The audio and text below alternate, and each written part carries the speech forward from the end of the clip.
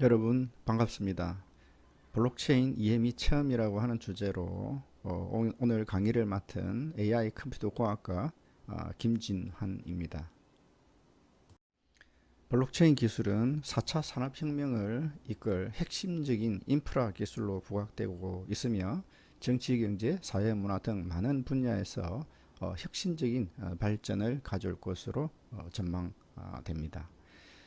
본 강의에서는 블록체인 기술에 대한 개요와 주요한 특징 그리고 형태 이런 것들을 한번 살펴보고 또 활용 사례를 통해서 미래를 한번 전망해보는 그런 시간을 가질 겁니다. 그리고 또 암호화폐에 대한 간략한 소개와 직접 한번 만들어보는 그런 시간도 가져볼 계획입니다.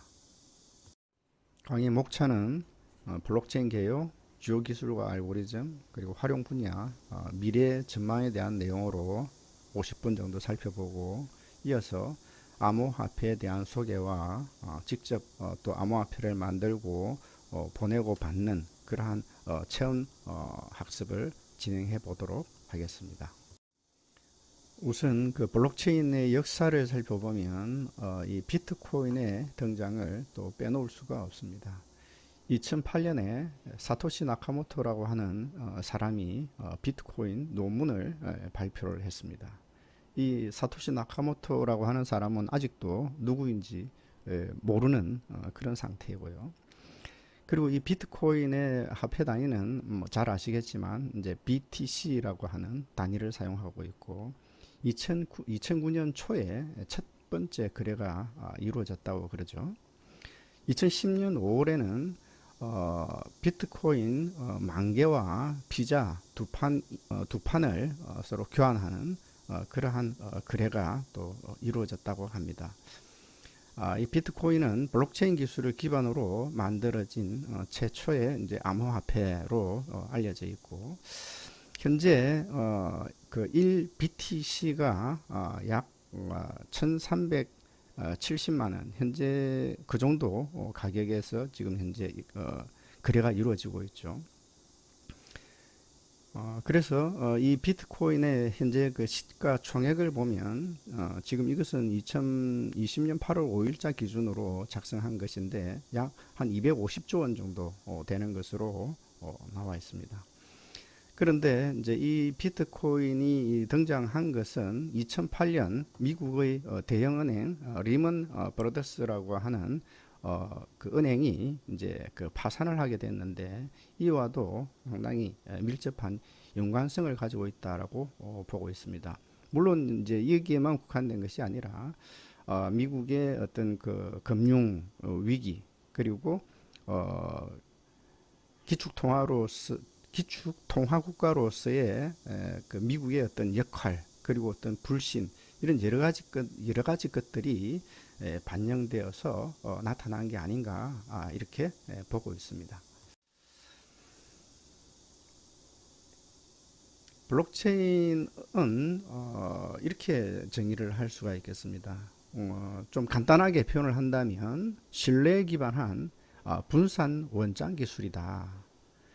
조금 더 구체적으로 표현을 한다면 거래 정보를 기록한 원장을 특정 기관의 중앙 서버가 아닌 P2P, 피어-투-피어 네트워크에 분산하여 참가자가 공동으로 기록하고 관리하는 기술이다.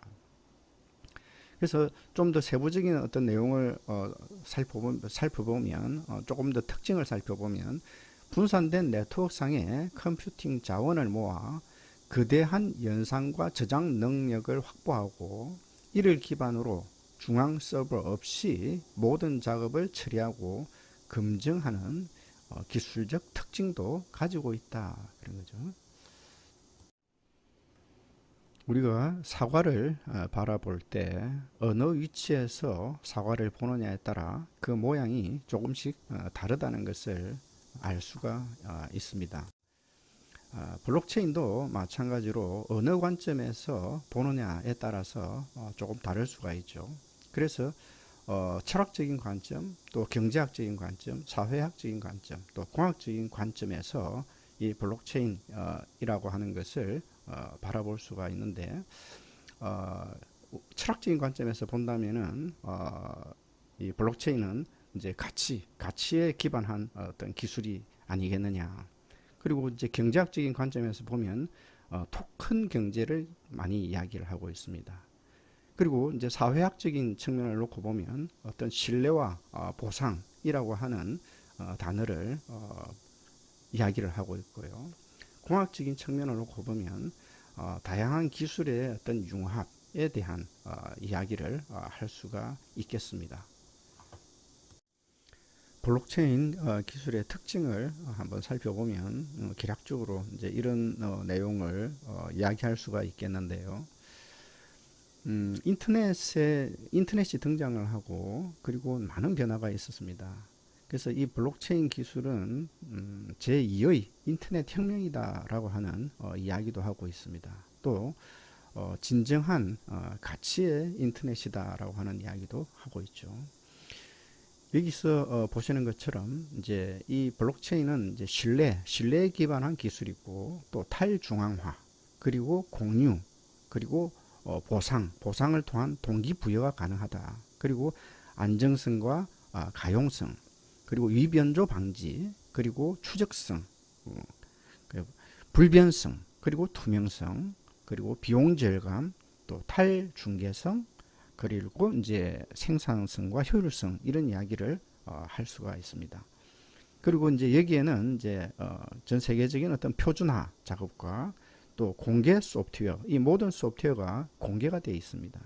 그리고 여기에는 또 이런 그 신뢰와 어떤 그 보안을 위해서 그 보안 알고리즘이 또 들어가 있고 또 합의를 통한 어떤 처리를 한다라고 해서 또 합의 알고리즘이라고 하는 것이 들어가 있습니다. 블록체인의 그 사전적인 의미를 살펴보면 이제 블록이라고 하는 블록과 이제 체인 두 단어가 결합된 합성을 하고 할 수가 있는데 이 블록은 우리가 흔히 보는 벽돌도 이제 우리가 블록이라고 이야기를 하죠.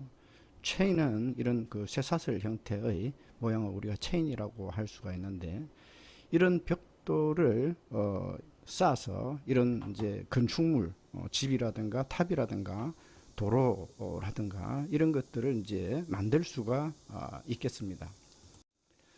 또 이 지금 여기는 이제 레고 블록 잘 아시죠? 레고 블록을 연결을 해서 이런 뭐 집도 짓고 또 이런 인형도 만들고 또 이런 선박도 만드는 그런 형태를 우리가 생각을 할 수가 있겠죠.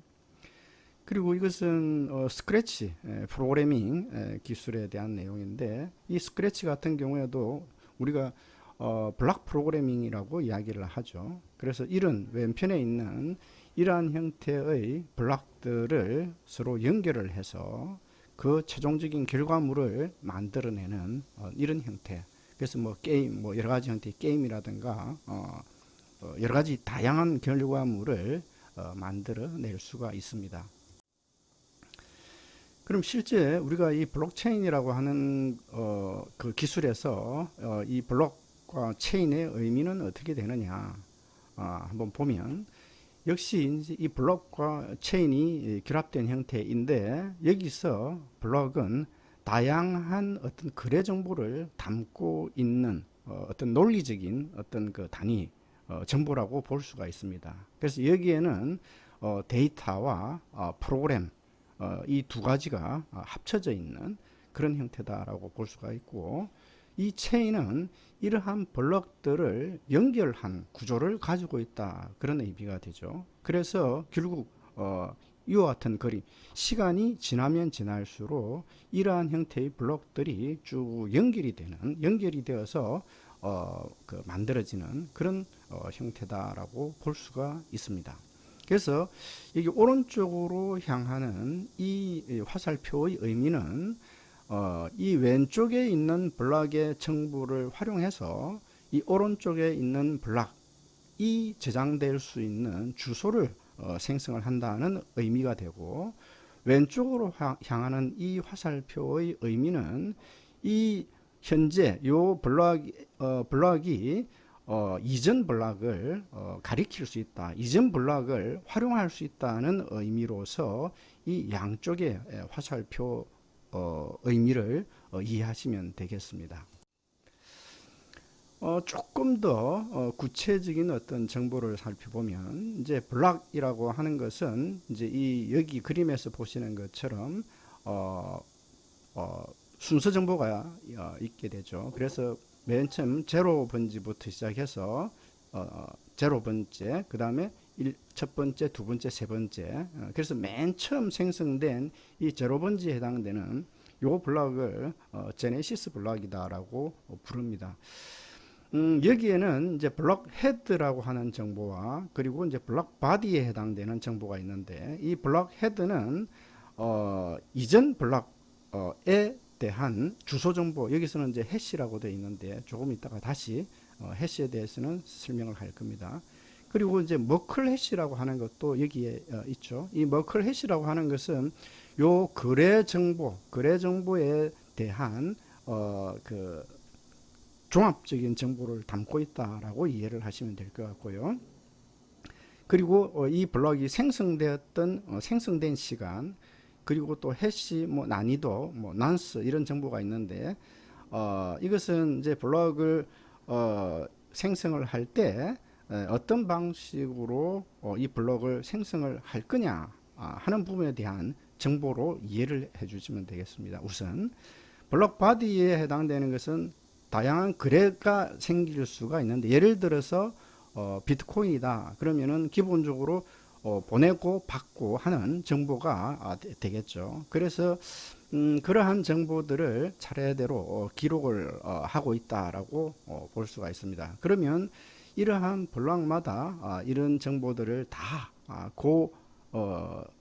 타임에서 생성된 만들어진 정보들을 가지고 있게 되죠. 그래서 이것들이 전부 순차적으로 시간에 따라 그 생성된 블록들이 연결되어 있는 그런 모양을 가지고 있다라고 볼 수가 있겠습니다. 현재의 인터넷 거래 방식은 이 왼편에 있는 그림처럼 모든 거래 정보가 이 중앙에 있는 서버 컴퓨터에 저장이 되고 관리가 되는 그런 구조를 가지고 있는 반면에 블록체인을 이용하는 거래 방식은 이 오른편에 있는 그림처럼 피어투피어로 연결되어 있는 이 모든 컴퓨터, 이 노드에 거래 정보가 담겨지는 동시에 담겨지는 그런 어떤 구조를 가지고 있습니다. 블록체인의 형태는 크게 세 가지로 구분합니다. 첫 번째 퍼블릭 블록체인, 그리고 프라이빗 블록체인, 그리고 컨소시엄 블록체인, 이 세 가지를 이야기를 하는데요. 퍼블릭 블록체인은 디센트럴라이즈드 블록체인이라고 해서 탈중앙화가 된 블록체인이다라고 이야기를 합니다. 그래서 누구나가 이 블록체인에 참여할 수가 있고 그래서 이것을 permissionless 블록체인이라고 이야기를 합니다. 대표적인 게 이제 비트코인 같은 경우가 비트코인, 뭐 이더리움 이런 경우가 그 대표적인 사례다라고 볼 수가. 프라이빗 블록체인은 제한된 사람만이 이 블록체인 시스템에 참여할 수 있는 그런 구조를 이야기합니다. 그러니까 아무나 참여할 수 있는 것은 아니죠. 그래서 이것을 centralized structure, 중화된 그런 어떤 구조를 가지고 있다. 그래서 이렇게 한 것은 어떤 그 처리 속도라든지 보안성을 조금 더 높이기 위한 목적에서 설계를 했다라고 하는데 이것도 이제 그 관점에 따라서 조금 차이가 있습니다. 그래서 어쨌거나 이 프라이빗 블록체인은 허가를 받은 그 개인, 단체, 어떤 조직만 블록체인에 참여할 수 있다라고 해서 permissioned 블록체인이다라고 이야기를 합니다. 그 다음에 이제 컨소시엄 블록체인은 조금 전에 퍼블릭 블록체인과 프라이빗 블록체인을 이렇게 섞어 놓은 형태다. 그래서 이것을 하이브리드 블록체인이다라고도 하고 세미 센트럴라이즈드 블록체인이다라고도 이야기를 합니다. 그래서 이것도 역시 허가를 받은 개인이나 어떤 조직이 그 블록체인에 참여할 수 있도록 되어 있기 때문에 퍼미션드 블록체인이다라고 부릅니다. 그리고 이런 블록체인을 개발을 할 때 여러 가지 형태의 그 개발 플랫폼이 있는데 이제 비트코인을 기반으로 하는 그런 형태의 그 블록체인 플랫폼을 개발할 수가 있고 또 이더리움을 기반으로 할 수도 있고 또 IBM에서 주도적으로 만들고 있는 하이플레즈 패브릭이라고 하는 이런 기술을 이용해서 블록체인 플랫폼을 개발할 수가 있습니다. 이 블록체인 시스템에서 주요 이제 기술과 이제 알고리즘들이 있는데 여기에 이제 빠질 수 없는 것이 이제 암호 알고리즘이라고 하는 것이 있죠.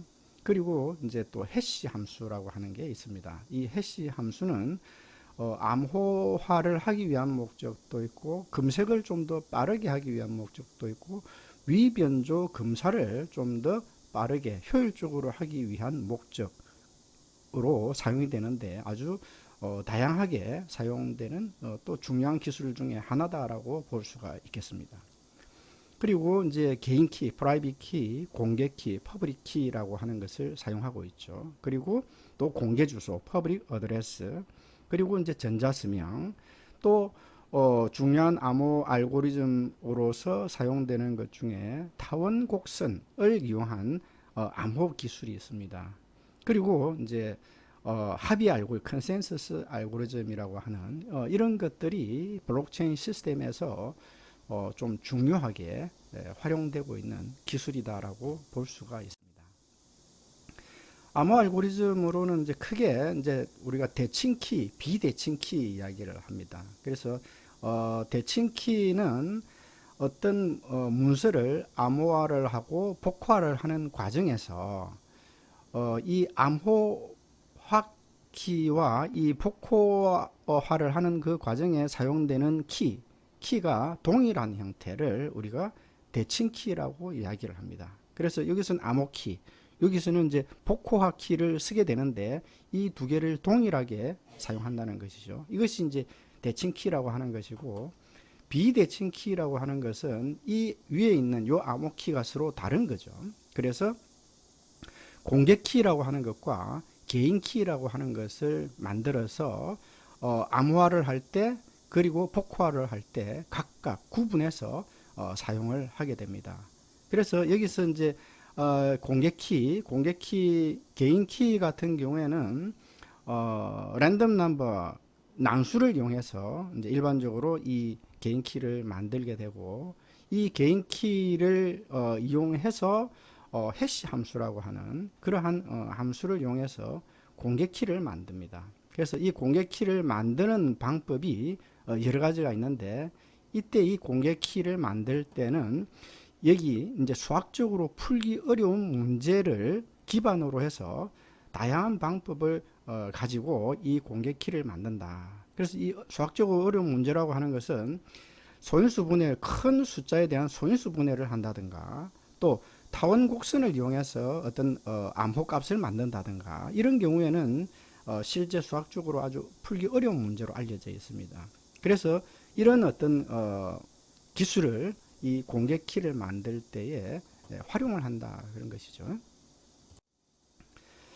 자, 해시 함수 제가 조금 전에 말씀을 드렸는데 이 해시 함수라고 하는 것은 임의의 길이를 갖는 메시지를 입력하여 고정된 길이의 해시 값을 출력하는 함수를 우리가 그 해시 함수라고 이야기를 합니다. 그래서 가령 예를 들어서 뭐 이런 문자열이 들어갔다라고 했을 때 이런 문자열이 이 해시 함수를 통과를 해서 결과가 나오게 되면 어떤 범위에 특정 범위에 어떤 숫자 값이 이렇게 만들어지는 것이죠. 그래서 그와 같은 숫자 숫자는 이 입력으로 들어온 요 문자에 대해서는 항상 같은 동일한 값을 만들어낼 수 있도록 설계가 되어 있는 함수가 되겠습니다. 그래서 그것을 우리가 해시 함수라고 이야기를 하죠. 그 가령 예를 들어서 이런 여기에 이제 해시 함수가 있고 입력으로 들어오는 어떤 값이 있다. 우리가 컴퓨터 내부적으로는 전부 모든 자료가 0과 1로 이제 표현이 되기 때문에 이제 이렇게 표현을 했습니다. 그래서 이게 문서일 수도 있고, 문자일 수도 있고, 또 뭐 어떤 이미지일 수도 있고, 동영상일 수도 있고, 뭐 여러 가지가 있을 수가 있겠죠. 그래서 이 정보를 해시 함수를 입력으로 해서 이 해시 함수를 거치게 되면 이 임의의 길이의 어떤 그 값으로 만들어진다. 예를 들어서 여기 보시면은 SHA256이라고 하는 이게 해시 함수의 여러 종류가 있는데 그 중에 이제 한 가지다라고 볼 수가 있죠. 그래서 이 SHA256이라고 하는 이 해시 함수를 이용해서 이 헬로 월드라고 하는 요 문자열을 입력으로 했을 때 출력되는 해시 값은 이렇게 된다 그런 이야기죠. 그래서 이 값이 요 헬로 월드라고 하는 요 문자에 대해서는 유일한 값이 생성이 되도록 그렇게 이제 설계가 되어 있습니다. 물론 이 범위를 좁게 할 수도 있는데 좁게 하게 되면은 아무래도 이게 충돌이 생길 수가 있습니다. 무슨 말이냐면 이 헬로 월드라고 하는 요 문서를 조금 다른 형태로 변형을 했을 때 이게 해시 값이 동일한 결과가 나올 수도 있다는 것이죠. 그래서 이런 경우는 좀 더 고속으로 해시 함수의 결과를 만들어서 처리를 하고자 할 때 사용할 수가 있는 것이고, 이게 블록체인에서는 또 그 결과 값이 유일해야 되는 그런 어떤 경우가 있습니다. 그래서 그런 경우에는 이 범위를 충분히 넓게 잡아서 어떤 내용이 입력으로 들어온다 하더라도 충돌이 발생하지 않도록 만드는 그런 부분도 역시 있습니다. 이 개인 키와 이제 공개 키 그리고 이제 공개 주소의 관계를 살펴보면 이제 이 개인 키는 뭐 여기 제가 사이트 정보들을 이렇게 명시를 해뒀는데 입력으로 들어온 어떤 비밀번호 이런 것을 이용해서 개인의 개인 키가 어떤 랜덤 넘버 난수를 이용해서 만들어집니다. 그리고 그 개인 키를 이용해서 다시 이 해시 함수를 거쳐 가지고 공개 키가 만들어지는 것이죠.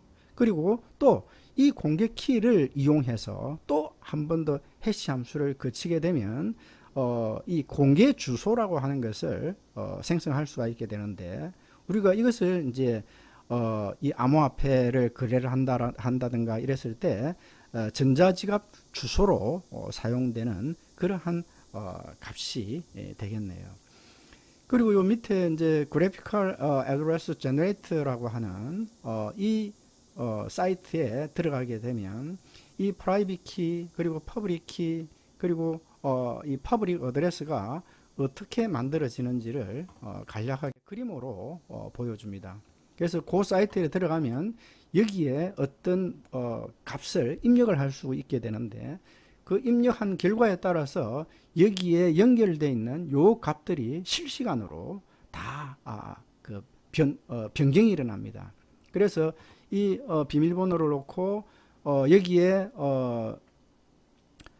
이 해시 함수를 통해서 이 개인 키가 만들어지죠. 프라이빗 키. 그리고 이 개인 키를 이용해 가지고 이 타원곡선이라고 하는 암호 알고리즘을 거쳐서 만들어진 것이 여기 공개 키라고 하는 게 만들어집니다. 그리고 이 공개 키를 이용해서 다시 이 해시 함수를 거치게 되면 최종적으로 또 이 공개 주소, 전자지갑 주소에 해당되는 요 값을 생성할 수 있다는 것이죠. 그래서 이것은 계략적으로 이 개인키, 공개키, 그리고 공개 주소가 어떤 과정을 거쳐서 만들어지는지를 그림으로 또 실시간으로 확인해 볼 수 있는 그러한 그 정보를 제공해 주고 있다라고 볼 수가 있겠습니다. 그리고 이제 전자서명이라고 하는 것이 있죠. 전자서명은 개인키와 공개키를 사용해서 서명자가 해당 전자문서에 서명했다는 사실을 확인하는 것을 우리가 전자서명이다라고 이야기를 합니다. 그래서 서명자가 어떤 계약서에다가 서명을 하고 이것을 이제 암호화를 해서 보내는데, 이때 암호화를 할 때는 개인 키를 가지고 암호화를 한다 그러는 거죠. 그리고 이 암호문은 다시 그 송신자 측, 그 수신자 측에 전달이 될 때는 이 암호문이 다시 이제 복화가 돼야 되는데, 복화를 할 때는 공개 키를 이용해서 복화를 하고, 그리고 이 서명자가 본인이 맞는지 아닌지 진위 여부를 확인할 수 있는 그런 어떤 그 방법을 제공하는 것이 전자서명 기술이다라고 이해를 하시면 되겠습니다. 그리고 이제 타원 곡선 암호, 이것은 조금 복잡한 기술입니다. 그래서 이것은 이제 자세하게 설명을 드리지는 않고 계략적으로 어떻게 그 동작이 되는 것인지 한번 살펴보고 넘어가겠습니다. 타원 곡선 암호라고 하는 것은 기본적으로 이와 같은 y제곱은 x 3승 플러스 ax 플러스 b라고 하는 이런 어떤 그 함수를 가지고 곡선을 만들어서 그 곡선상에 있는 점을 이용하는 그런 어떤 그 암호 기술이다라고 볼 수가 있죠. 그래서 이것은 공개키 암호화 방식 중 하나로 데이터 암호화, 그 디지털 인증 등에서 가장 많이 쓰이는 암호 방식이다라고 되어 있습니다. 그래서 그러니까 이게 y제곱은 x3승 마이너스 x 플러스 1과 같은 이런 식에서는 이런 형태의 그래프가 만들어지고, 또 y제곱은 x3승 마이너스 x와 같은 이런 수식에서는 이런 그래프가 만들어진다는 거죠. 그래서 이것은 요 앞에 그 다음에 한번 보면 그래서 기본적으로 이런 어떤 모양을 띱니다. 가령 P라고 하는 점과 Q라고 하는 점, 요 곡선을 통과하는 두 점을 이렇게 연결을 하고 난 뒤에 직선을 그었을 때 만나는 점이 여기 이제 마이너스 R이다라고 지금 가정했을 때 여기 이 점에서 X축으로 수직선을 그었을 때 만나는 요 곡선상의 점, 요 R이 어떻게 되느냐, 이것을 우리가 P라고 하는 점과 Q라고 하는 점을 더했을 때 만들어지는 값이 요 R이다라고 정의를 한다는 것이죠. 그래서 이 그림에서도 마찬가지, P와 Q 요 두 점을 연결을 하고 만나는 요 다른 점, 타원 곡선상의 다른 점 R에서 수직선을 그었을 때 요 지점이 결국 P 플러스 Q가 된다, 그런 이야기입니다. 그리고 여기서도 마찬가지겠죠. 여기 P와 Q가 이렇게 있을 때 P와 Q를 직선으로 연결을 하고 만나는 다른 점, 타원 곡선상의 점, 요 R에서 수직선을 그었을 때 요 점이 P 플러스 Q, 요 두 점을 더했을 때의 값으로 정의가 되는 형태가 됩니다. 그러면 이것을 한 점에서 접선을 이용해 가지고 계산을 한다라고 했을 때는 이런 모양이 되겠죠. P에서 접선을 그으면 여기 마이너스 R이 나오고, 이 마이너스 R에서 이 X축에 그 수직이 되도록 선을 긋고 만나는 요 다른 점, 곡선상의 다른 점은 어떻게 되느냐, 이것은 P 플러스 P가 된다, 그런 이야기죠. 그래서 요 접선에서 요 P라고 하는 점에서 접선을 긋고 만들어지는 요점은 P 플러스 P가 되어서 결국 2P가 된다. 그런 겁니다.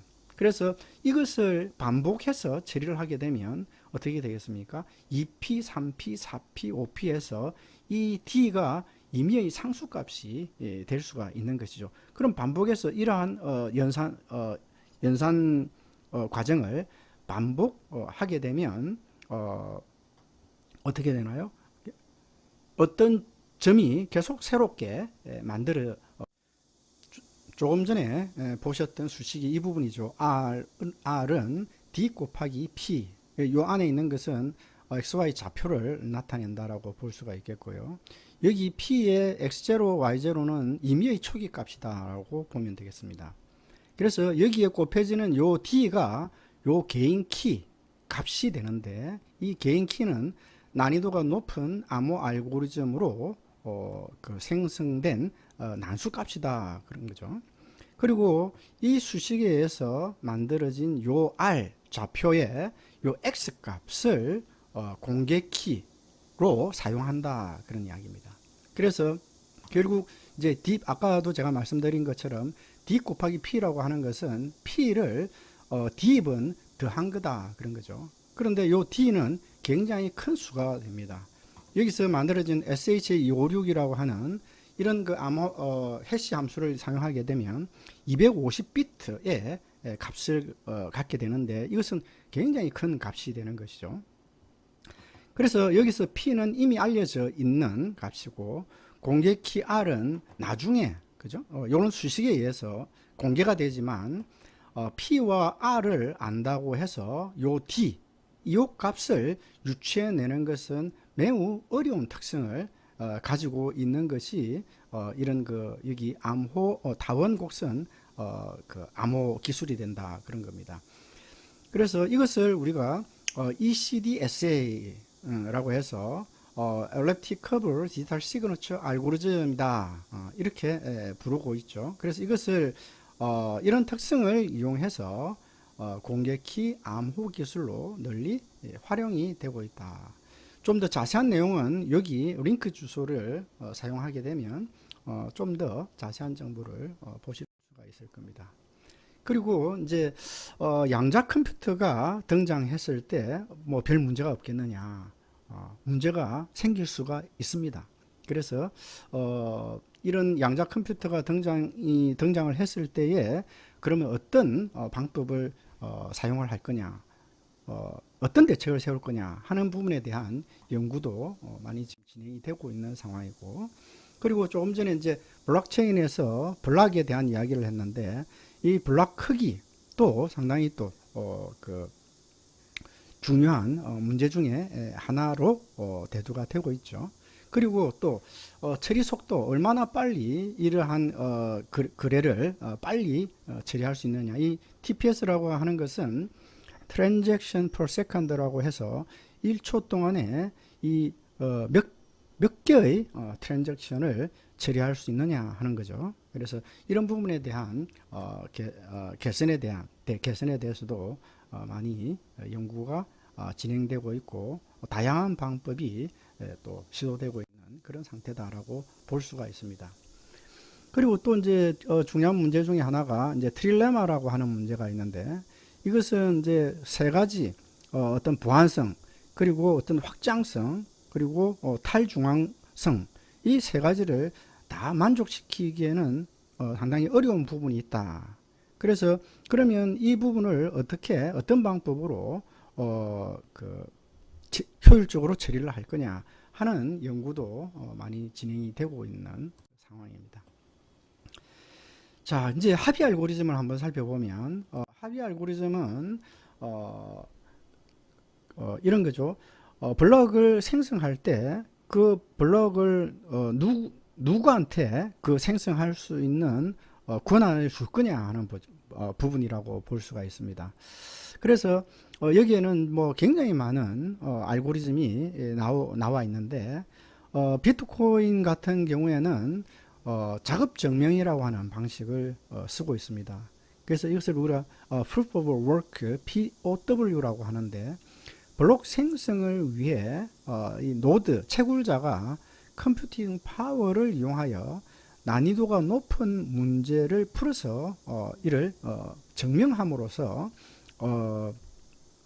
그 블록을 생성하는 권한을 부여받는 형태로 처리를 한다.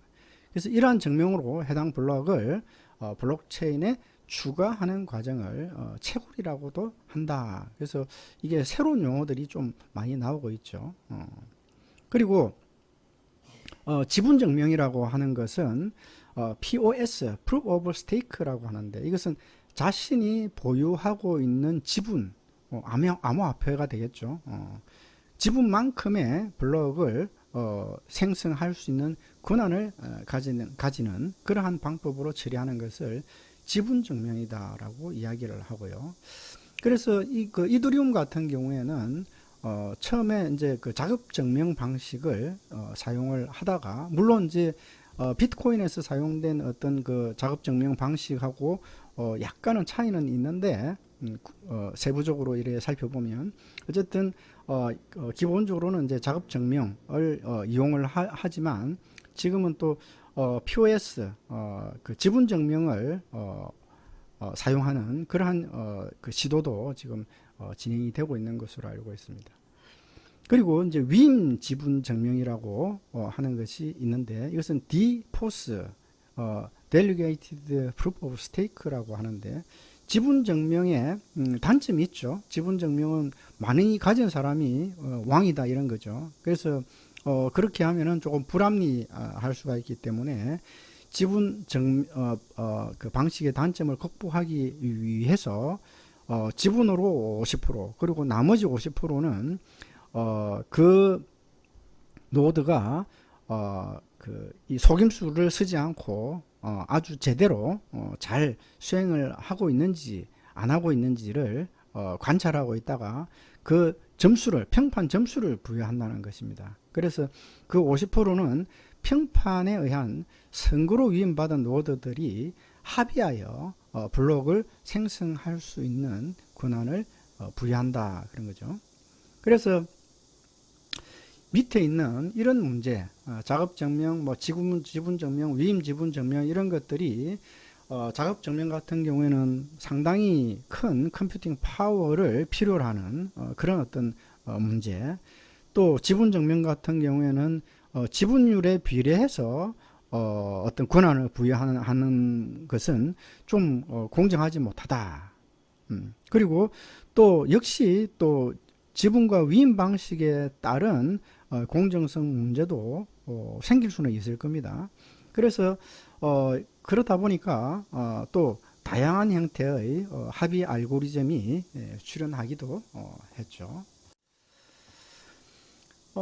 이제 해시넷 같은 경우에는 대표적으로 이런 그 블록체인과 관련된 여러 가지 기술, 그리고 뭐 어떤 동향, 여러 가지 정보들을 그 제공하는 그런 포털 사이트다라고 볼 수가 있는데, 여기에 이 사이트에 들어가 보면은 이런 합의 알고리즘이 굉장히 그 다양하게 그 소개가 되어 있는 것을 볼 수가 있습니다. 그래서 뭐 DDPoS라고 하는 것도 있고, 또 BFT, Byzantine Fault Tolerance라고 하는 것도 있고, 또 PBFT, Practical Byzantine Fault Tolerance, 또 뭐 카프카, 주키프, 래프트, 또 뭐 BFT 이런 여러 가지 기술들이 있는데, 이것을 설명을 하려면은 굉장히 많은 시간이 필요하기 때문에 이런 합의 알고리즘이 있고, 또 어떤 분야에 어떻게 활용하느냐에 따라서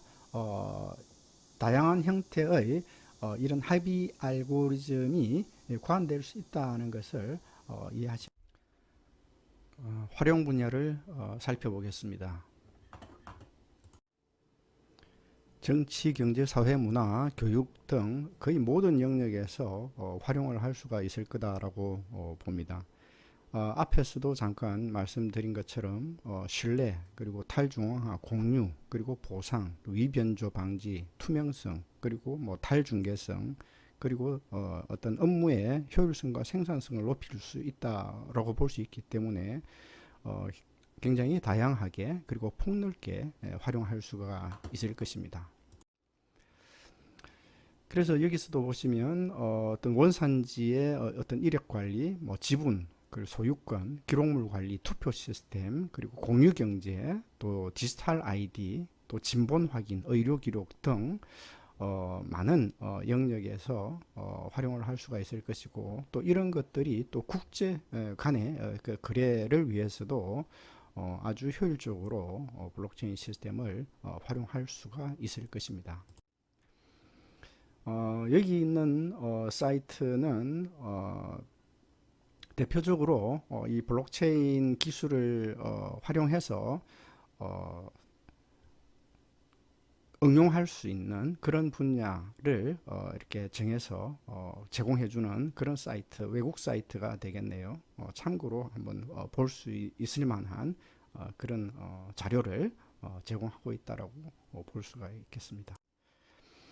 그리고 이것은 올해 2020년도 블록체인 공공선도 시범 사업 선정 과제에 대한 내용인데, 이런 과제가 선정이 되어서 현재 시범 사업으로 그 연구가 되고 있다고 볼 수가 있겠습니다. 그리고 요 뒤에도 이어지죠. 이런 내용. 그리고 이것은 민간 주도의 프로젝트 과제 내용이 되겠네요. 그리고 이것은 이제 작년 2019년도에 그 선정된 공공선도 시범 사업이 되겠습니다. 그리고 이제 이게 국가 이제 스위스의 주크라고 하는 시에서 이 블록체인 기술을 활용한 사례가 되겠네요. 이것도 한번 참고로 한번 보시면 될 것 같고, 또 에스토니아 또 역시 이 블록체인 기술을 도입한 국가로 아주 유명한 곳입니다.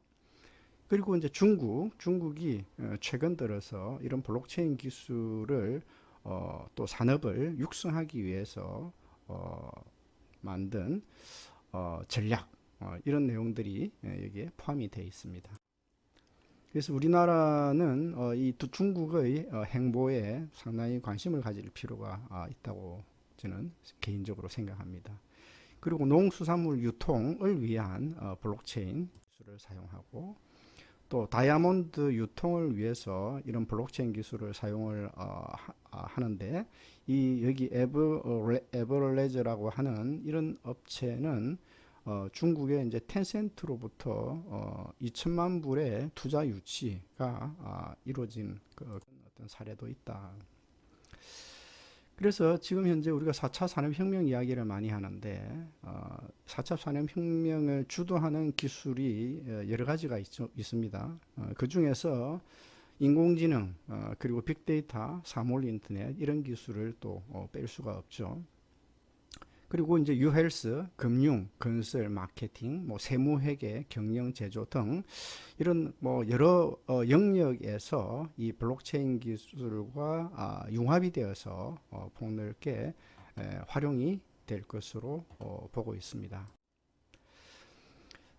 부산 같은 경우에는 2019년도 7월에 블록체인 규제 자유 특구로 지정이 되었는데, 이것은 그 일정한 지역을 정하고 그 안에서 핵심 규제를 풀어 2년간 자유롭게 신기술을 개발하고 테스트하는 제도라고 그러죠. 그래서 충북에는 뭐 스마트 안전 제어, 세종은 자율주행, 이렇게 이런 분야별로 각 지역별로 이렇게 규제 자유 특구로 지정이 되었는데, 부산은 블록체인으로 그 특구로 지정이 되었죠. 그래서 여기서는 이제 금융, 그리고 물류 관광, 스마트 시티, 뭐 게임 영화, 이런 그 영역에서 그 기존 지역 강점 산업을 고도화하고, 또 고용, 생산, 부가가치 창출을 위해서 이런 블록체인 기술을 적극적으로 활용하겠다 라고 이제 그 비전을 가지고 있습니다. 미래 전망을 한번 살펴보면 이런 그 탈중앙, 그리고 탈중계, 낮은 수수료, 투명성, 또 부의 편중 해소, 또 정보 독점을 해소하고 기회 균등, 공정성, 생산성, 그리고 업무의 효율성, 그리고 보상을 통한 동기부여, 또 합리적 보상, 개인의 또 주권 회복. 이것은 이제 DID 그 탈중앙 그 ID, 아이덴티피케이션과 이제 관련이 있죠. 그리고 신뢰 사회, 또 어떤 직접 민주주의를 실현할 수 있는 그런 어떤 기반을 제공하는 그런 그 시스템이 되지 않겠나 이렇게 보고 있습니다. 4차 산업혁명은 이제 지능 그리고 연결, 융합, 신뢰를 기반으로 하는 그런 사회로 보고 있습니다. 그래서 인공지능, 빅데이터, 사물 인터넷 등과 블록체인 산업이 함께 크게 성장할 것으로 보고 있고, 개방형 정부와 국경 없는 디지털 자산 시대가 도래한다라고 볼 수가 있습니다. 그리고 이제 암호화폐에 대한 투기적 열풍으로 블록체인의 어떤 본질이 훼손된 면이 없지 않아 있는데, 신뢰 회복을 통한 가치 재정립이 있어야 되고, 또 법 제도적으로도 그 제대로 된 어떤 그 정착이 있어야 됩니다. 그리고 다양한 분야의 전문가가 또 참여할 필요가 있고, 블록체인 개발 전문 인력도 양성을 할 필요가 있습니다. 그리고 올바른 블록체인 생태계를 확립할 필요가 있죠. 그래서 이것은 시대적인 큰 흐름이기 때문에 이와 같은 형태로 갈 것이다. 그리고 이제 항상 이제 부정적인 또 요소가 있죠. 우리가 암호화폐를 사용하게 되면 이게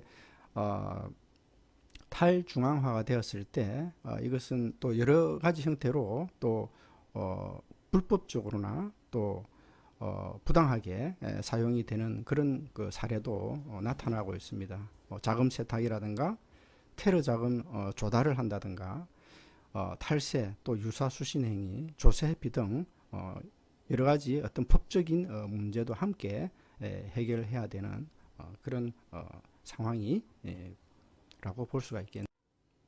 이어서 암호화폐에 대한 내용을 살펴보겠습니다. 그리고 나만의 그 암호화폐를 직접 한번 만들어 보고, 또 다른 사람과 그 내가 만든 암호화폐를 서로 주고 받는 그러한 실습도 한번 해볼 수 있는 그런 시간을 가져보겠습니다.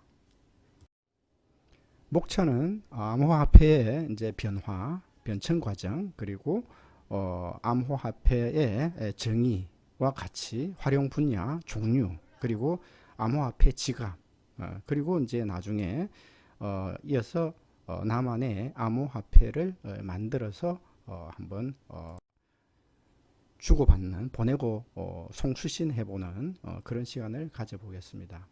화폐는 물품화폐, 그리고 금속화폐, 신용화폐, 전자화폐, 가상화폐, 그리고 암호화폐로 이어져서 지금은 이제 디지털 자산으로 또 변해가는 그런 과정이다라고 볼 수가 있겠네요. 2010년 5월에 앞 시간에도 잠깐 말씀드렸습니다만은 피자 2판과 비트코인 10,000개를 교환하는 그런 어떤 시기가 있었다라고 제가 말씀을 드렸습니다. 2020년 8월 8일 기준으로 비트코인 시세에 대한 정보를 이렇게 제가 사진을 캡처를 해서 올려놨는데요. 지금도 아마 현재 시세가 아마 비슷할 것 같습니다. 그래서 우리가 암호화폐라고 했을 때 대표적인 그 암호화폐를 우리가 비트코인이라고 볼 수가 있을 겁니다. 암호화폐의 이제 정의를 한번 살펴보면 암호화라는 뜻을 가진 크립토와 이제 통화, 화폐라는 뜻을 가진 커런시의 합성어로 크립토 커런시라고 이야기를 하는데, 인터넷 환경에서 암호화 기술을 이용하여 소유권을 증명하고 거래할 수 있는 디지털 화폐다라고 볼 수가 있겠습니다. 이런 암호화폐의 어떤 가치를 생각을 해보면 이제 중개자가 없이 이중 지불 문제를 해결했다는 부분에서 상당히 의미가 있다라고 볼 수가 있고요.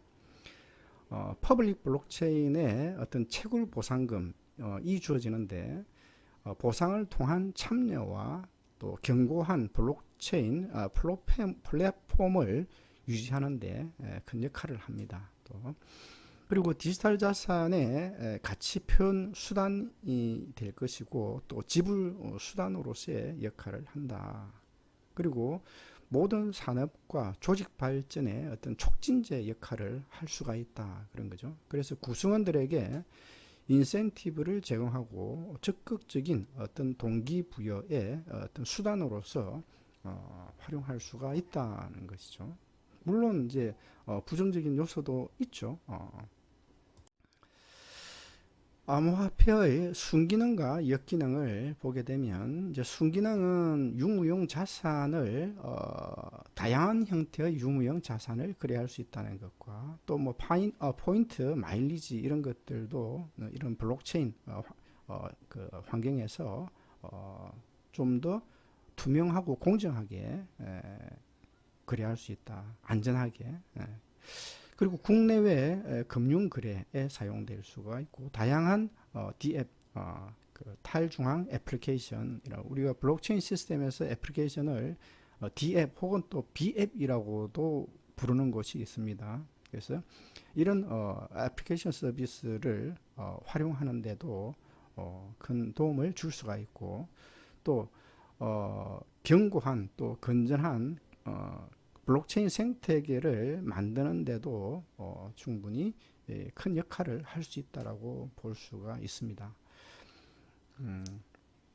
그래서 여기서는 이제 그 실명 거래 그리고 익명 거래를 다 포괄을 한 경우에 이런 기능을 우리가 생각을 할 수가 있고 역기능은 이제 익명 거래인 경우에 해당이 될 수가 있겠죠. 불법 자금을 거래한다든가 또 자금을 세탁한다든가 불법 마약 무기 거래를 한다든가 또 뭐 랜섬웨어, 뭐 엠번방과 같은 그런 범죄 도구로서 사용이 된다든가 또 탈세 이런 경우에는 이제 역기능이다라고 볼 수가 있을 것입니다. 그래서 이런 역기능을 최소화하면서 이런 순기능을 더 크게 그 부각을 시킬 수 있는 더 폭넓게 활용할 수 있는 방법을 찾는 것도 매우 중요한 일이라고 볼 수가 있겠네요. 암호화폐의 종류는 이제 지불형 토큰, 그게 뭐 자산형 토큰, 유틸리티 토큰 이렇게 구분을 할 수가 있는데 지불형 토큰은 특정 재화나 서비스를 구입할 때 지급 결제 수단으로 사용하는 것이 지불형 토큰이다라고 볼 수가 있습니다. 그래서 송금 그리고 이제 가치를 이전하는데 사용이 될 수가 있고 대표적인 게 이제 비트코인, 뭐 이더리움 이런 것들이 여기에 해당된다라고 볼 수가 있겠죠. 자산형 토큰은 부동산 등 실물 자산을 담보로 발행된 토큰을 말합니다. 그리고 주식의 성격을 가지는 이제 정권형 토큰을 이야기하기도 하죠. 그래서 이 자산형 토큰도 앞으로 크게 폭넓게 활용이 되지 않을까 생각을 하고 있고요. 그리고 유틸리티 토큰 같은 경우에는 이제 블록체인 기반의 그 앱 서비스를 이용할 때 사용을 할 수가 있는데 대표적인 게 이제 뭐 특정 회사에서 운영되고 있는 게임에서의 어떤 게임 머니 또 이런 것들 이 여기에 해당된다라고 볼 수가 있겠습니다. 그리고 이제 암호화폐의 종류는 상당히 뭐 다양하고 또 많습니다. 그래서 여기도 보면 여기 해시 넷이라고 하는 요 사이트에서 그 이미지를 제가 이제 캡처를 한 건데 현재 몇 년 전만 하더라도 한 2천여 종류의 암호화폐가 실제 거래가 거래소에서 이제 거래가 되기도 하고 이랬는데 최근에 보면 한 1,000종류, 1,000개 정도의 암호화폐가 실제 거래소에서 암호화폐 거래소에서 거래가 되고 있는 것으로 알고 있습니다. 그리고 이제 이런 암호화폐를 거래를 할 때는 이제 지갑이 또 있어야 됩니다. 그래서 이 암호화폐 지갑은 암호화폐를 안전하게 그리고 안전하게 보관하고 관리하기 위한 장치다라고 볼 수가 있는데 이 암호화폐 지갑의 종류는 크게 이제 핫 월릿 그리고 콜드 월릿 이렇게 구분을 합니다. 그래서 핫 월릿은 유무선 인터넷에 연결되어 있는 형태, 콜드윗은 반대가 되겠죠. 연결되어 있지 않은 형태. 그리고 이 핫 월렛은 소프트웨어 형태의 지갑, 그리고 또 스마트폰에서 사용할 수 있는 지갑, 데스크탑이나 웹 브라우저를 이용해서 사용할 수 있는 그런 지갑을 우리가 핫 월렛이라고 이야기를 할 수가 있고, 콜드 월렛은 종이 지갑, 그 중요한 정보를 종이에다가 직접 적어서 그 정보를 로그인할 때 활용을 하는 그런 경우다라고 볼 수가 있겠죠. 그리고 이제 하드웨어 형태의 지갑, 이제 칩 같은데 넣어서 별도로 보관을 하고 거래를 할 때 거기 있는 정보를 이용하는 형태가 되겠죠. 그래서 이런 콜드월렛 형태의 지갑이 안전하다라고 알려져 있죠. 그리고 이제 이런 암호화폐를 거래하기 위해서는 현재는 이제 이런 암호화폐 거래소를 통해서 대부분이 거래가 이루어지고 있다라고 볼 수가 있는데 여기에 그런 대표적인 그런 이 암호화폐 거래소와 관련된 정보를 제공해 주고 있는 곳이다라고 볼 수가 있죠. 그래서 여기 보면 이제 대표적인 그 사이트가 이제 코인마켓캡이라고 하는 요 사이트인데 여기에 그 많은 현재 거래되고 있는 암호화폐 정보들을 볼 수가 있습니다. 그리고 이런 그 암호화폐 거래소를 사용하면서 여러 가지 형태의 또 보안 사고도 많이 발생을 했죠. 그래서 이런 2017년, 18년, 19년 또 최근까지도 그런 사고들은 쭉 있어 왔었습니다. 그리고 또 이것은 요 최근에 그 보도가 난 거죠. 또 틀린 가상통화 거래소 해서 이게 2019년 11월 달에 11월 28일자로 보도가 된 내용이죠.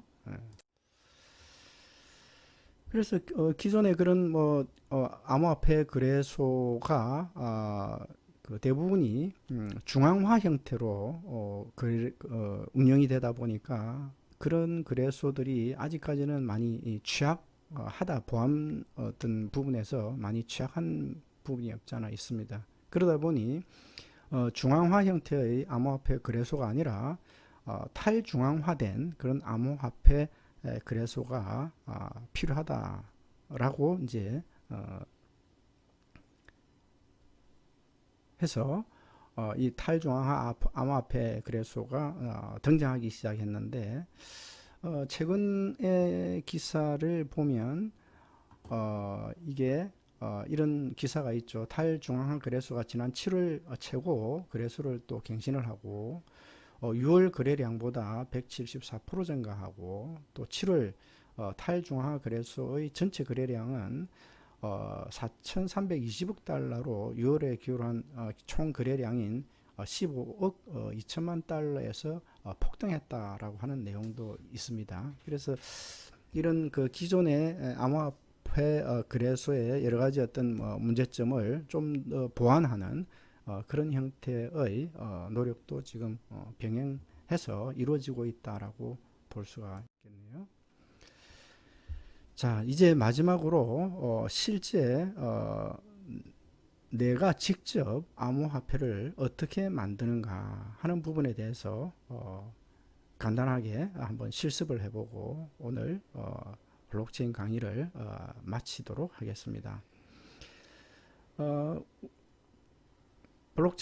이 암호화폐는 다양한 형태로 만들 수가 있는데 유사한 그 비트코인 형태의 암호화폐를 만들 수도 있고요.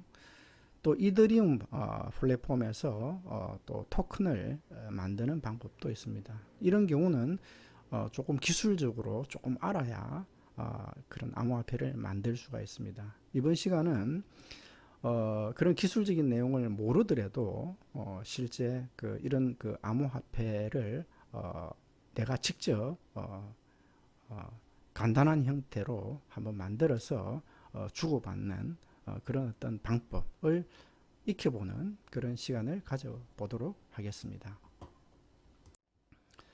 우선 준비해야 될 내용이 있습니다. 이 암호화폐를 만든다라고 하면 기본적으로 그 암호화폐를 나타내는 이미지가 필요하죠. 그래서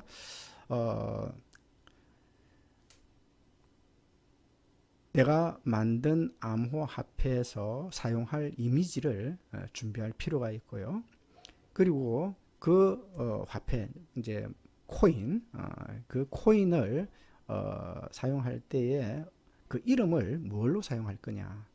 예를 들어서 이제 비트코인은 BITCOIN, 이더리움 같은 경우는 ETHER, EUM, 이런 어떤 이름을 이제 쓸 수가 있는데, 그러면은 내가 사용할 코인을 이름을 정해줄 필요가 있고, 그리고 그 화폐에 대한 그 단위를 또 정해줄 필요가 있죠. 비트코인은 BTC라고 하죠. 화폐 단위가. 이더리움은 ETH라고 이야기를 합니다. 우리 원화 같은 경우에는 뭐 원, 또 KRW 이렇게 사용을 하고, 달러 같은 경우에는 이제 달러 이렇게 쓰죠. 그런 것처럼 그 단위 이름을 정해줄 필요가 있고, 그리고 내가 이 코인을 총 몇 개를 발행할 건가, 총 수량도 정해주면 좋겠습니다. 그래서 100만 개면 100만 개, 1조 개면 1조 개. 그래서 그 개수를 정해놓고 만들어보는 시간을 가져보겠습니다. 우리가 이제 만들 암호화폐 코인은 여기 메타코인 네트워크라고 하는 요 사이트에 접속을 해서 한번 만들어 볼 겁니다.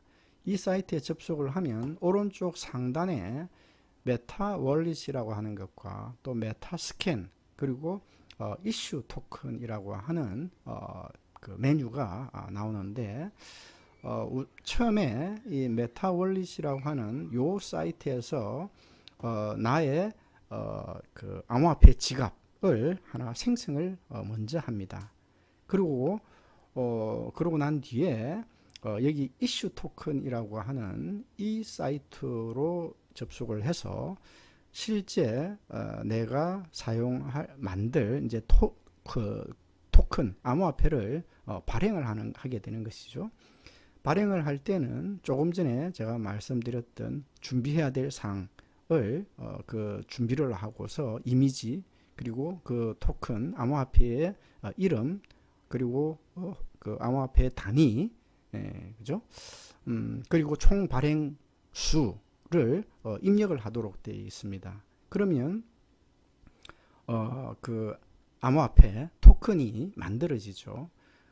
그리고 그 만든 것을 이런 그 메타월릿이라고 하는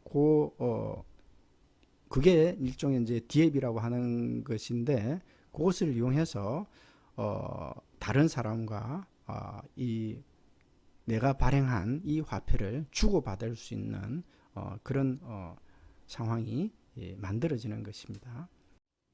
메타코인을 사용하는 방법에 대해서 알아보겠습니다. 여기 메타월릿이라고 하는 요 버튼을 클릭을 합니다.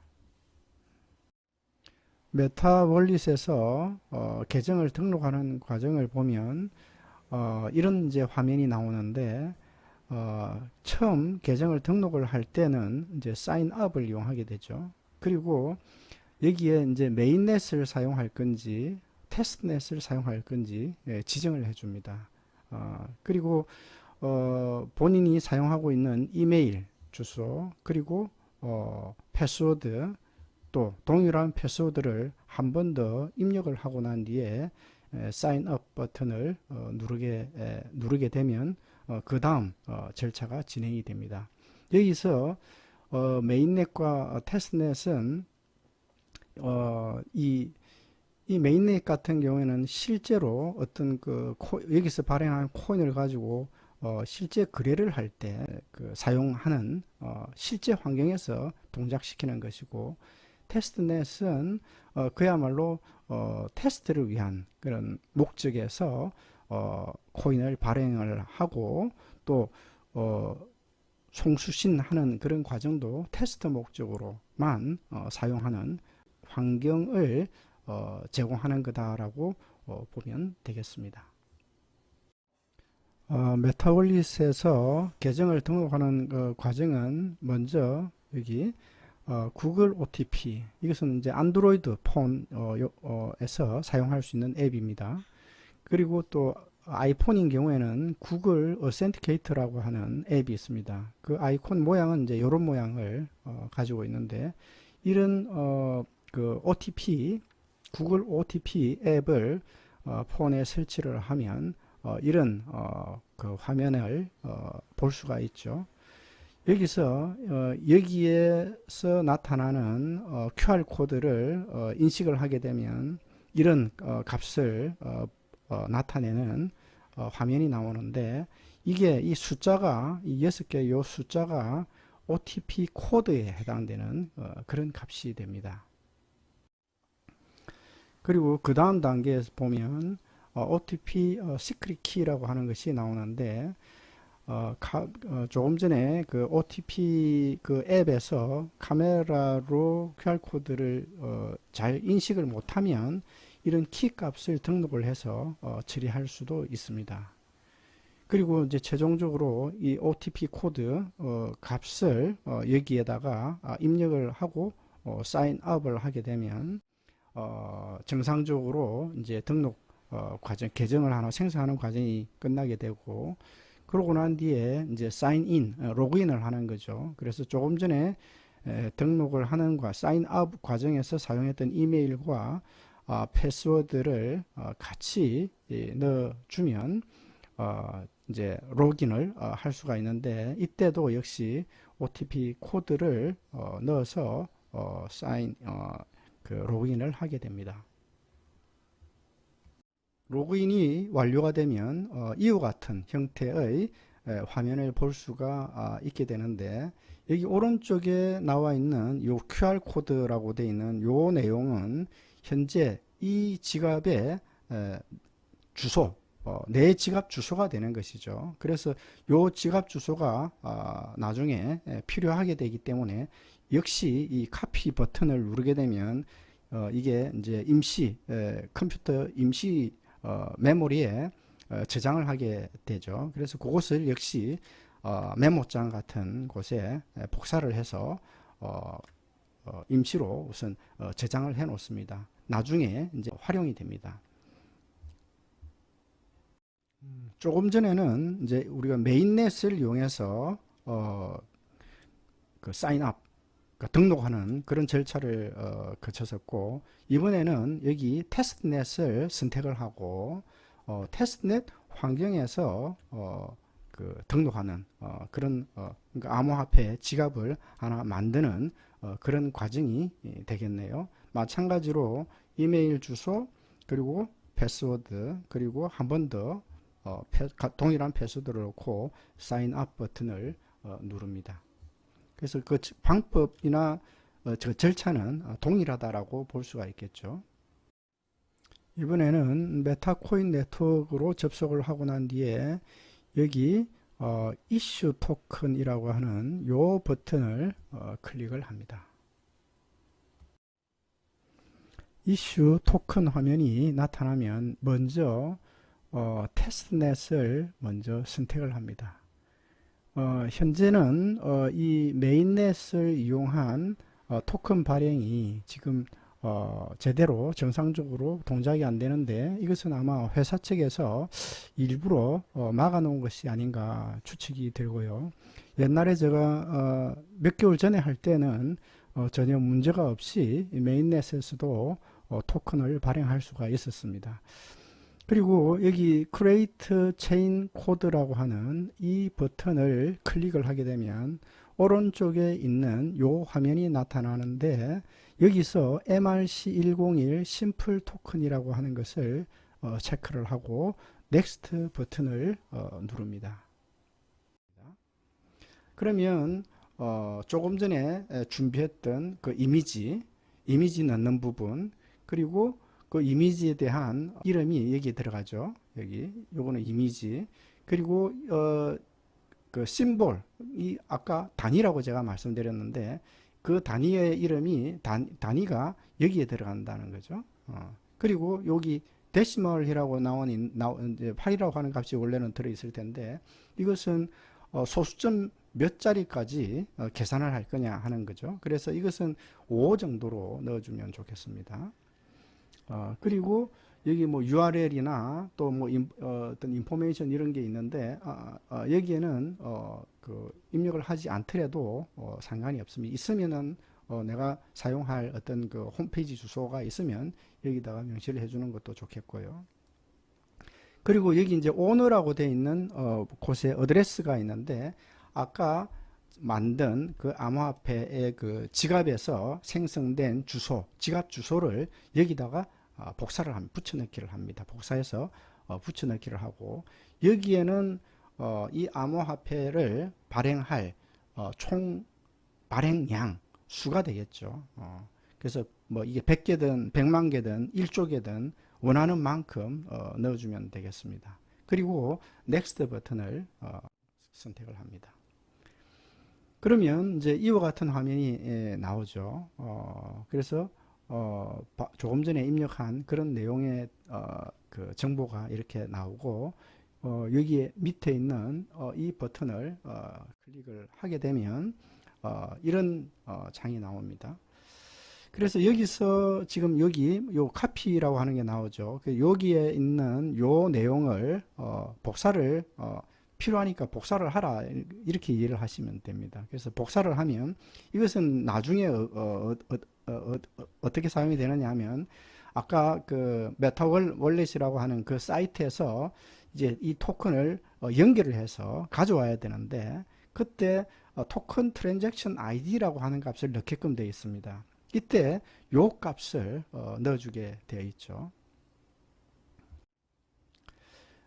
그렇게 하면 이제 최종적으로 이제 이런 이제 화면이 나오게 되고, 다시 이제 메타월릿 그 사이트로 다시 들어가서 그 아까 이슈 토큰이라고 하는 사이트에서 만든 그 토큰을 여기서 사용할 수 있도록 연결을 시켜줘야 됩니다. 토큰이라고 하는 요 버튼을 클릭을 하게 되면 여기에 토큰 네임, 아까 이슈 토큰 그 사이트에서 넣었던 토큰 네임을 넣고, 트랜잭션 토큰 트랜잭션 아이디, 아까 복사를 하라고 제가 말씀드렸죠. 붙여넣기를 하고 사인 토큰을 클릭을 합니다. 그러면 이런 메시지 창이 나왔을 때 정상적으로 토큰이 만들어졌다라고 볼 수가 있습니다. 메타월릿이라고 하는 그 사이트에서 이 월릿을 선택을 하게 되면 클릭을 해보면 이와 같이 내가 조금 전에 이슈 토큰에서 발행했던 그 코인이 이렇게 나타나는 것을 알 수가 있습니다. 그러면 정상적으로 토큰이 만들어졌다라고 볼 수가 있죠. 그리고 이제 이 토큰을 내가 그 다른 사람한테 보내고자 할 때는 withdraw라고 하는 요 버튼을 클릭을 합니다. 그리고 사용할 코인을 여기서 지정을 해주고 지정을 하면 현재 총 발행된 양이 이렇게 나오죠. 총 내가 소유하고 있는 양이 나오죠. 그리고 이 어드레스는 내가 상대측 전자지갑 주소, 그죠? 요 상대측 전자지갑 주소를 넣고 이 어마운트는 내가 보유하고 있는 요 코인 중에서 몇 개를 상대방한테 보낼 거냐 하는 개수를 명시를 해줍니다. 그리고 여기 이제 태그라든가 커멘트라고 하는 부분은 옵션이라고 되어 있죠. 뭐 써도 되고 안 써도 되고, 이게 여기다가 쓰게 되면 나중에 이 거래에 대한 어떤 상황을 나중에 확인하고자 할 때 그 검색어로 사용할 수가 있을 겁니다. 그리고 난 뒤에 밑에 보면 여기 OPT 코드, 여기 뭐 언락 데이터라고 하는 것도 있지만 요거는 뭐 크게 신경 안 쓰셔도 되고 쓰지 않아도 괜찮겠네요. 그리고 이제 OPT 코드라고 하는 요 부분에 역시 내 폰에서 그 제시하고 있는 OPT 코드를 여기다가 명시를 해줘야 됩니다. 참고로 여기 왼편에 보면 OPT 액티브라고 하는 것이 있는데, 이 액티브라고 되어 있으면 이 OTP 코드를 이제 쓰게 되고, 한번 클릭을 하게 되면 이게 OTP 디액티브로 이렇게 바뀝니다. 그러면은 이 OTP 코드를 사용하지 않고 내가 처리를 할 수 있다는 거죠. 그래서 보안을 위해서는 이 OTP 액티브가 되어 있는 상태에서 또 이 OTP 코드를 사용하는 것이 좀 더 안전한 그 사용 방법이다라고 볼 수가 있습니다. 마지막으로 메타코인 네트워크로 접속을 해서 여기 중간에 있는 메타스캔이라고 하는 요 버튼을 클릭을 합니다. 이것은 이제 이 메타스캔이라고 하는 사이트로 이제 접속을 한 화면인데, 여기서 여러 가지 이제 그 토큰이 만들어지거나 또 어떤 거래가 이루어졌을 때 그런 여러 가지 상황 정보를 여기서 확인을 바로바로 실시간으로 확인할 수가 있습니다. 여기 이제 search라고 하는 여기 이 부분에 내가 만든 코인의 그 이름 혹은 또 그 심볼, 화폐 단위를 넣게 되면 넣어서 이제 검색을 하게 되면 여기에 이와 같은 형태의 정보를 확인할 수가 있고, 그 화폐를 내가 보내고 받았다, 거래를 했다라고 하면 이 트랜잭션을 요 메뉴에서 그런 거래 정보를 또 확인을 할 수가 있습니다.